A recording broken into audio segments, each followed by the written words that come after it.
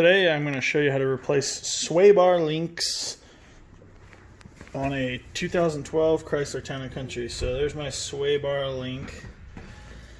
I'm suspecting I've got an issue with them there. They're not super, like, the boots aren't ripped, so they're not super janky. But I'm going to see if I can get rid of some of my rattle by replacing them. So the first thing I did was I went ahead and jacked my vehicle up, put it on jack stands. When I'm jacking these, I actually like to just put my jack right under where that lower control arm, where that bolt goes. And I usually just jack it right there where my finger's pointing. Yeah. And then there's the little jack stand. There's a little hole that you see right there that is built for your jack stand to go into on the frame. And then I put some blocks under in case my jack stand were to fail. I've got kind of a redundant system. And then you always want to make sure that you get some wood blocks or something to chock the wheel so it doesn't roll back. Then to remove the tires, you can use one of these, and I would recommend loosening the bolts before you remove before you get it jacked up. If you're going to use one of these, and it takes a 3/4 inch socket. If you have an air impact, you can pull it off once the tires are in the air, but sometimes it's nice with the tires on the ground so the tire doesn't spin if you're going to use one of these tire irons. It was like making it weird. So now I'm looking at the sway bar link. What I'm going to do is I'm going to get in here. I've got some penetrating oil. And I am going to just squirt it right in there. And let it kind of do its business. Yeah. So I got it high and I got it low. And then we'll come over here. And I got little baby helping out today. No, that's not. He's not helping out. Is he not helping out? Well, he is helping out because he's in his township being good playing with his turtle. Yeah, he is. So I got Caleb with me too. All right, so we'll get those nice and juicy. Let them sit for a little bit to loosen them up. Okay, so this is an 18 millimeter, and I'm going to come in here, and I'm going to kind of just see if I can break that loose. Now, once we get this loose, what I'm going to have to do is I'm going to get on the back side with some kind of pliers or channel locks, and then I'll be able to get the nut all the way off. Okay, so I'm working on the lower on this side, and I'll just show you. So I've actually got my vice grips holding me in place. And so on the one side you got vice grips, on the other side I'm wrenching, and I have just oiled the snot out of this thing to get it to loosen up. Wow, what a royal pain.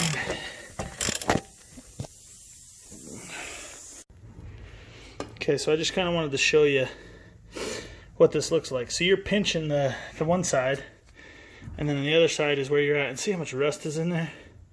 That's why that penetrating oil, man, that is a workout. I cheated on the top. I used my air impact with the vice grips on the back, but on the bottom it was too tight. So I used my Harbor Freight Special, and it was an 18-inch socket that we used today. I don't know if those are OEM or if they're aftermarket. So, but it was an 18 millimeter socket. Next thing you want to do is you want to check, and you want to make sure that your new parts match. So the angle and the length is the same. You'll notice that this new one is a little thicker, and it also has a grease zerk, so it's greasable. So it should come pre-packed with some grease, but I'll just put just a teeny little bit in there. Okay, so here's the other thing I want to show you on a worn out one. Okay, a lot of times if the boot's ripped, it'll wear it out really fast, and so you'll know, hey, boot's ripped, it's probably worn. But I just want to show you this. See that? I can just manipulate this freely. And this isn't in terrible shape, but it's definitely loose and worn. I can just easily just flip it up and down and just rotate it all around. Okay, now on the new one, I'll just show you, I can't move it. Like I'm gonna have to I can't even move it because it's just tight. It's in there, and that's how it should be.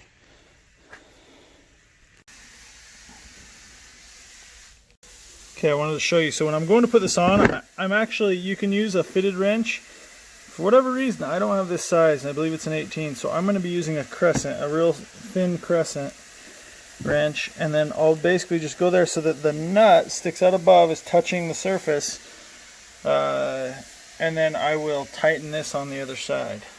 And I'll just show you. So I have this on, and I've just got it on loosely. And what that does is if I'm loose, it'll allow me to move this and have just a little bit of play in it. And that'll allow me to put the other side on just a little bit easier. So I'm going to get both sides on loosely before I start tightening. Go over here. Nice. No, like you gotta see what I'm doing, like right there, okay? Can you hold it like right in there?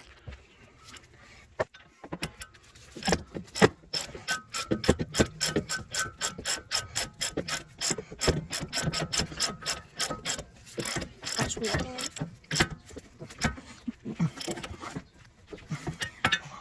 Come down this side where I got more leverage. I'm gonna trade these out. Got the wrench. See, there's something wrong. It looks like that's rubber. Okay, that one's in. Down here.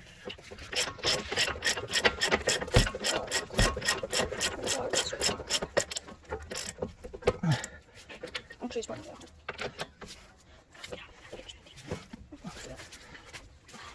Right there. Flashlight looking. Don't take a flashlight. Okay.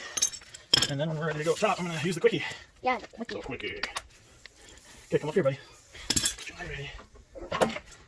You looking? Yeah. So I'm gonna have my wrench just push back Now that's like right there. And then I'm gonna zip it up quick. That's funny. Go on.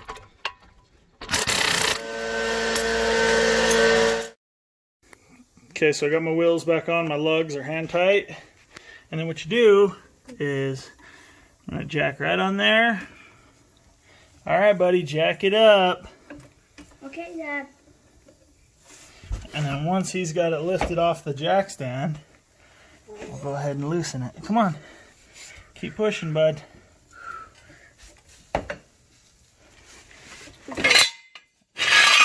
Okay, there we go. And then we'll take our jack and we'll slowly release it. Yes, and then boom. Car's back. And we'll do the other side, and then we will tighten those up to the spec.